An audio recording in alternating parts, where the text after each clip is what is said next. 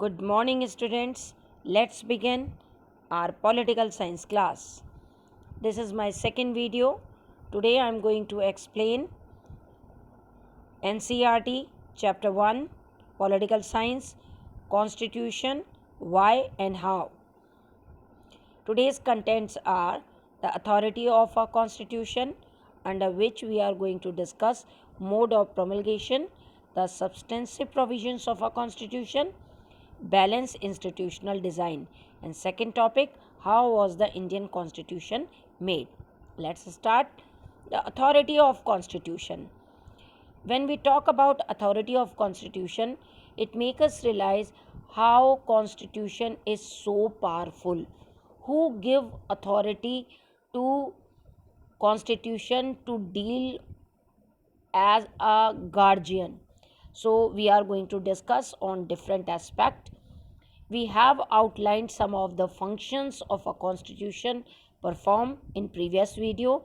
These functions explain why more society have a constitution, but there are three further questions we can ask about constitution.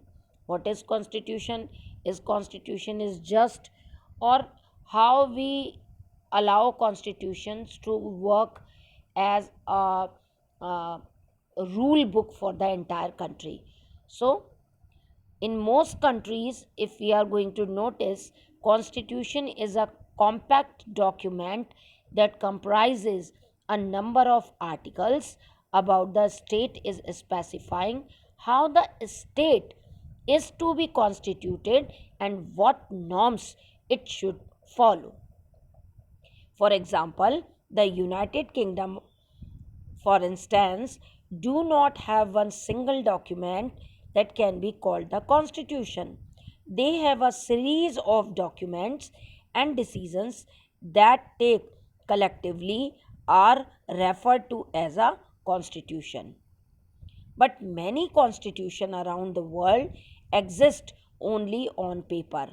They were mere words existing on a parchment. The crucial question is how effective is a constitution? What makes it effective? What ensure that it has a real impact on the lives of people?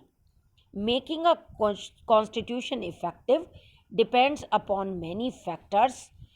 These are the three factors which I am going to explain: mode of promulgation, the substantive provisions of a constitution, and balanced institutional design.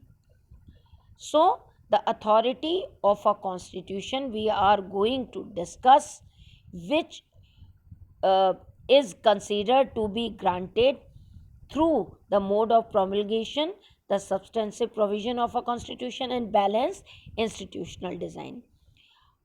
How mode of promulgation work to make constitution more effective? When we talk about promulgation, it simplify that things which is known by public. This refer to how our constitution comes into being. In many countries, constitution remain defunct because they are crafted by military leaders or leaders who are not popular and do not have the ability to carry the people with them. The most successful constitution like India, South Africa, and United States are constitutions which were created in the aftermath of popular national movement. Means in our country, constitution prepared by the people, those who were somehow work in national movement the time of British regime. India's India's constitution was formally created by Constituent Assembly between December 1946 and November 1949. It drew upon a long history of nationalist movement that had a remarkable ability to take along different sections of Indian society together. Second topic, the substantive provision of a constitution. A successful constitution that it gives everyone in society some reason to go along with its provision. A constitution that, for instance, allowed permanent majority to oppress minorities groups within society would give minorities no reason to go along with the provision of the constitution. The more a constitution preserves the freedom and equality of all its members, the more likely it is to succeed. It can be simplified with the last 10th class chapter power sharing on the time when majority Sinhala supremacy tried to suppress the demand of minorities, which is Tamils. Then it led to the civil war in Sri Lanka. Minority never trust the constitution which is prepared by the government of Sinhala supremacy. So this is what the country like India, where the constitution maker make this thing relies to minority and majority group, like the constitution is equal for all, their rights are preserved, they can live with harmony, they can follow any religion. So this trust is one thing that today after more than 70 years people believe in constitution. Balance institutional design. Constitutions are often subverted not by the people but by small groups who wish to enhance their own power. The Indian Constitution, for example, horizontally fragments power across different institutions like the legislature, executive, and judiciary, and even independent body like election commission. This ensures that even if one institution wants to subvert the constitution, other can check it. An intelligent system of check and balance have facilitated the success of Indian constitution. Means there is no rigid constitution, or whenever it require it can be changed through the amendment, or the we can bring any new terms in the constitution. So whenever any decision taken by the legislature, if it is not accepted by the public, and then the interference of the judiciary, it can be changed. So this is how no institution use unlimited power. There were other institutions who can control on it.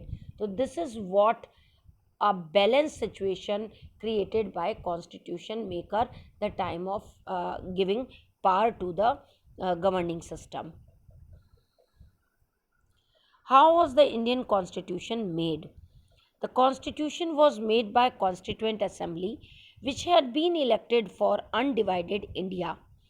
A Constituent Assembly is a body or assembly of popular elected representatives composed for a purpose of drafting for adopting a document called Constitution.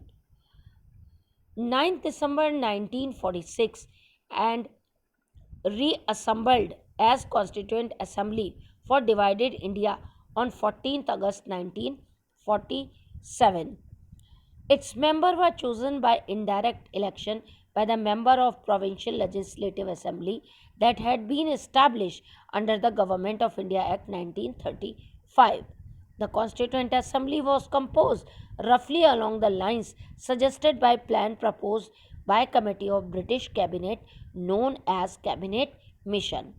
According to Cabinet Mission plan, each province and each princely state or group of states were allotted seats proportional to their respective population, roughly in the ratio of 1 is to 10 lakh.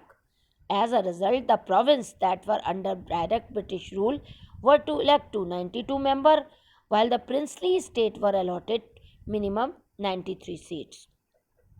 The method of selection in case of representatives of princely state was to be determined by constitution.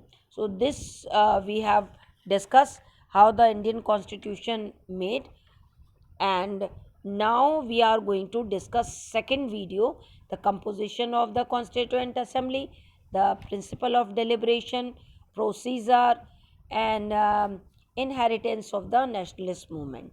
So for today that's all. Thank you very much. Have a nice day.